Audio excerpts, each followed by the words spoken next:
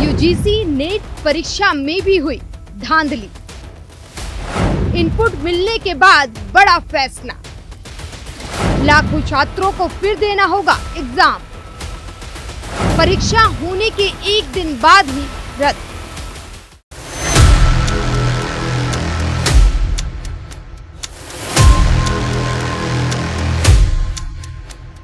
कल रात एक बड़ा फैसला लिया गया, जिसके बाद से शिक्षा व्यवस्था पर सवाल खड़े हो रहे हैं। छात्र इतनी मेहनत करके परीक्षा देते हैं, लेकिन फिर उस परीक्षा को रद्द करना पड़ता है क्योंकि पेपर लीक हो जाते हैं। क्या बिना किसी गड़बड़ी की कोई परीक्षा अब इस देश में संपन्न नहीं हो सकती?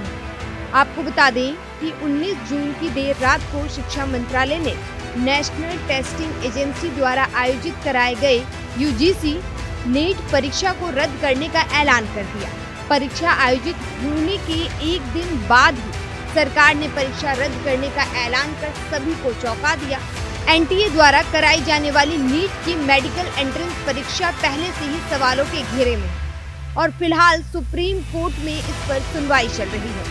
अब यूजीसी नेट की परीक्षा रद्द होने से इस पर गंभीर सवाल खड़े हो रहे हैं।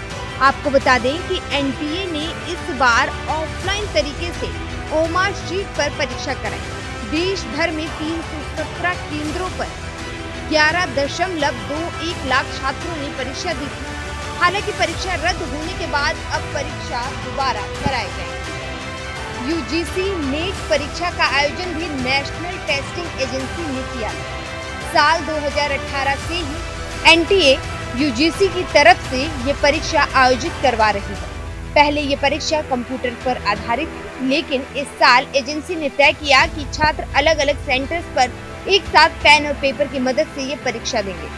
नीट परीक्षा को लेकर एनटीए पहले से सवालों के घेरे में।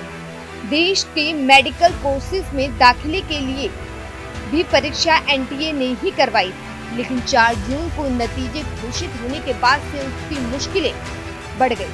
ऐसे में अब पूरे शिक्षा विभाग पर ही सवाल खड़े हो रहे हैं। Bureau report, news 1 India.